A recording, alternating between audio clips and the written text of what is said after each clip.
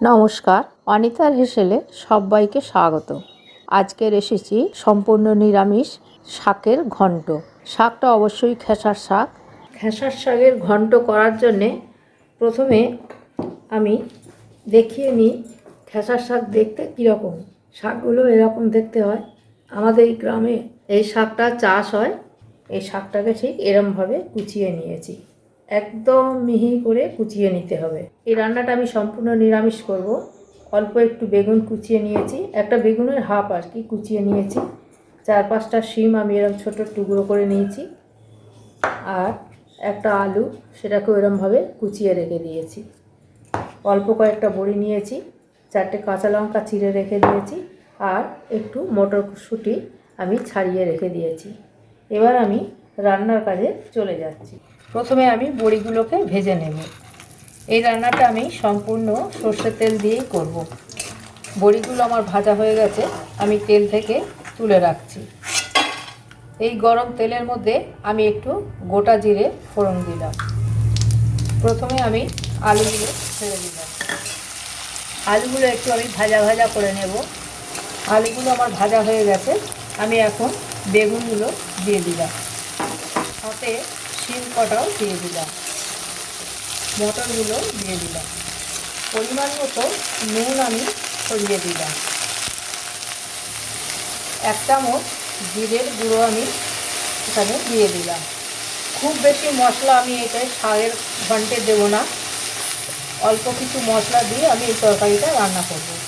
একটু হলুদ দিয়ে দিলাম, লঙ্কা 4টে দিয়ে দিলাম, অল্প একটু জল দিলাম। যেহেতু নিরামিষ রান্না, আমি 1 চামচ চিনি দিয়ে দিলাম। ঝালটা যে যার পরিমাণ অনুযায়ী দেবেন। আমি এখানে অল্প একটু লঙ্কার গুঁড়ো দিলাম, আরও একটু জল আমি দিয়ে দিলাম। এবার আমি শাকটা দিয়ে দিচ্ছি। শাক এবং সমস্ত সবজি সিদ্ধ করার জন্যে আমি একটু ঢাকা দিয়ে রাখলাম। ঢাকাটা আমি খুলে নিয়েছি। আমার সবজিগুলো সিদ্ধ হয়ে গেছে। আমি বড়িগুলো এরকম হাত দিয়ে একটু ভেঙে ভেঙে নিয়েছি। এই যে এরকমভাবে একটু ভেঙে নিয়েছি, সেইটা এবার আমি ছড়িয়ে দিচ্ছি। এখনও অল্প একটু জল আছে, জলটা পুরো মরে গেলে আমি এটা নামিয়ে নেব। মানে এটা একদম শুকনো শুকনো খেতে ভালো লাগবে গরম ভাতের সাথে। আপনারা বাড়িতে যদি এটা রান্না করে খেয়ে থাকেন তাহলে ঠিক আছে, যদি না খেয়ে থাকেন তাহলে এই পদ্ধতিতে এটা রান্না করবেন, করে খেয়ে দেখবেন গরম ভাতের সাথে কতটা ভালো লাগবে, ভীষণই ভালো লাগবে। যদি ভালো লাগে তাহলে একটা কমেন্টের মাধ্যমে আমাকে জানিয়ে দেবেন এটা খেতে কেমন হয়েছে। আর অবশ্যই আমার চ্যানেলটা সাবস্ক্রাইব করার অনুরোধ রইল।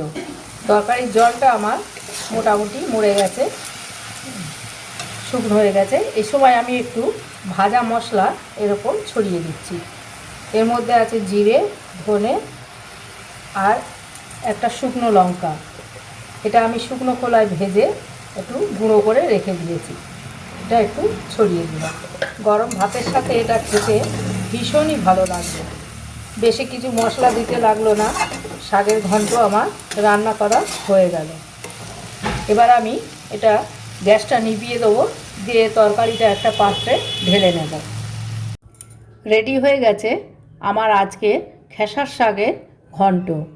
দেখুন, এটা দেখতে যতটা সুন্দর হয়েছে খেতেও ঠিক ততটাই সুন্দর হবে। আপনারা বাড়িতে রান্না করে খেয়ে দেখবেন, ভীষণই ভালো লাগবে।